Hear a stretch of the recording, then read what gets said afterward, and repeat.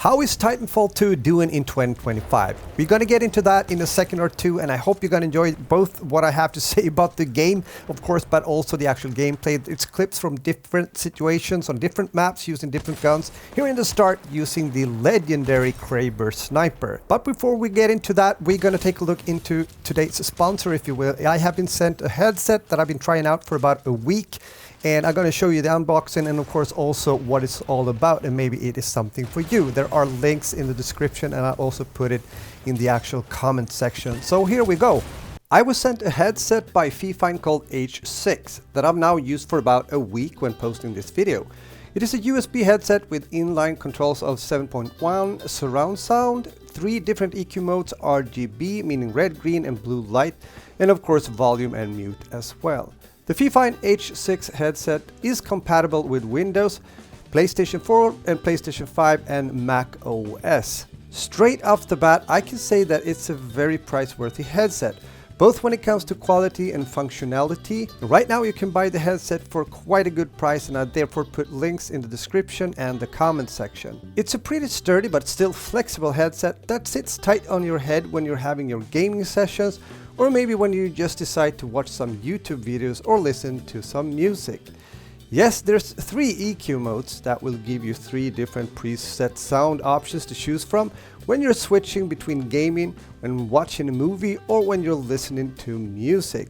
The sound quality is clear, but there's also those lower frequencies which will provide you with that deeper bass you appreciate. For example, when you hear those explosions when you're playing your favorite FPS game. The microphone is easy to put on or take off the actual headset, and it is a surprisingly good sounding microphone, where the mic is a flexible omnidirectional microphone, so the sound will be clear with any wearing position. I've tried several headsets through the years, but the Fifine H6 headset delivers a good sounding microphone that can compete with headsets in the higher price ranges. The Fifine H6 headset comes in black, white or pink.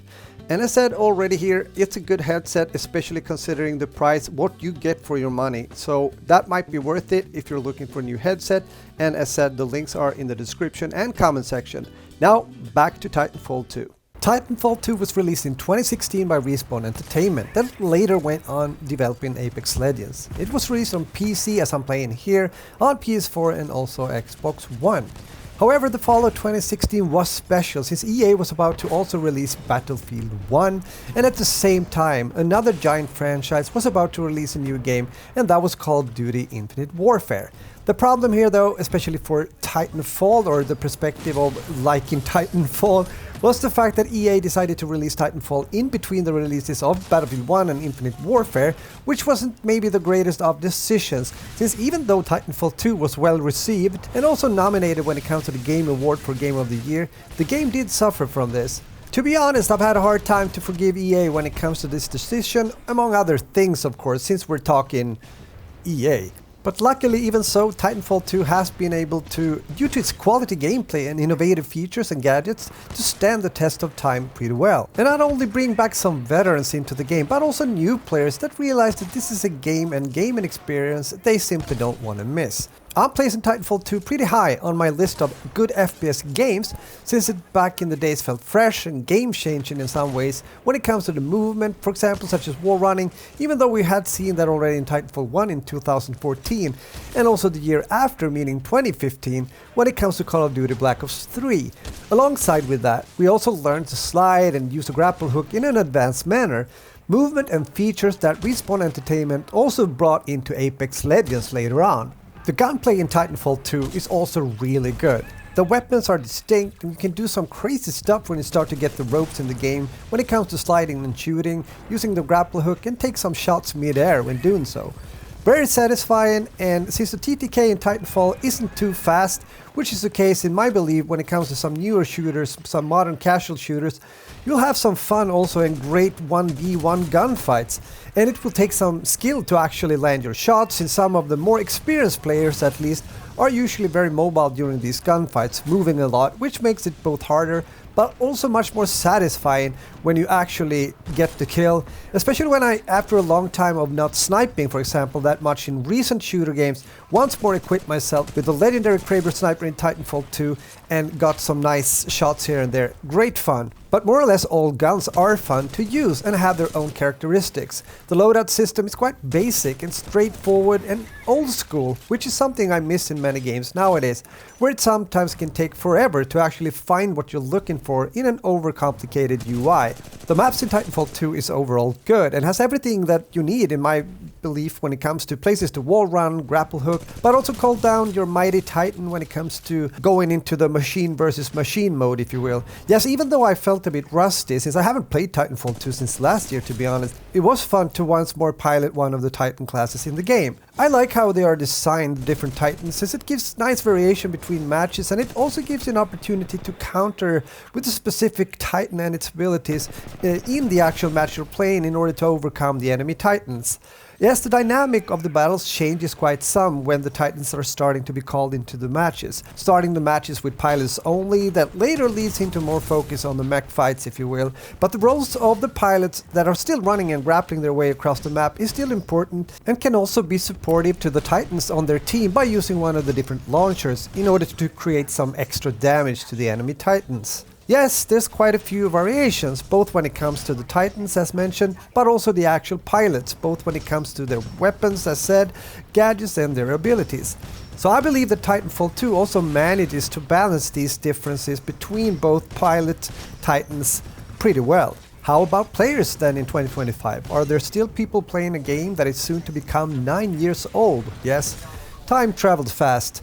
And the short answer is yes. I managed to get into matches without having to wait a long time, at least most of the time when I was playing, and I did that even though I had filtered out some game modes that I didn't want to play. When we take a look at the Steam charts, we can see that there's been around 2.7k players on average a day the last 30 days, which isn't that bad. Unfortunately, Titanfall 2 does not have a crossplay feature, which would have been good for the overall player base, especially now all these years later.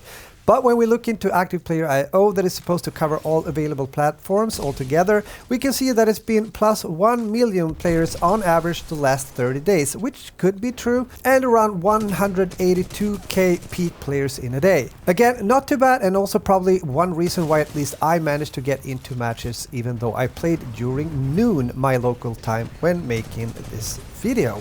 I believe that Titanfall 2 is doing pretty well also in 2025, and from an FPS gamer's perspective, this is candy at its finest if you appreciate these kind of fast-paced shooters alongside with abilities and Titans. As said earlier, I had fun playing, and I also once more realized that some of these older shooters, such as Titanfall 2, that I sometimes go back and play and also cover, are still better than so many other newer shooter games out there right now. With that said, I would get really hyped if we could get a Titanfall 3 as well later down the line. Please, Respawn Entertainment, listen to what I just said. And if you're one of those players or guys that enjoys to play single player campaigns, then definitely check out the one also here in Titanfall 2. I think I actually played it twice. I know that I streamed it one time, and that can be a lot of fun. And if you're also more into like the PvE action or the aspect of the game overall, there is a co-op kind of game mode, and I just forgot, of course, what it's called. You can fill out in the comments.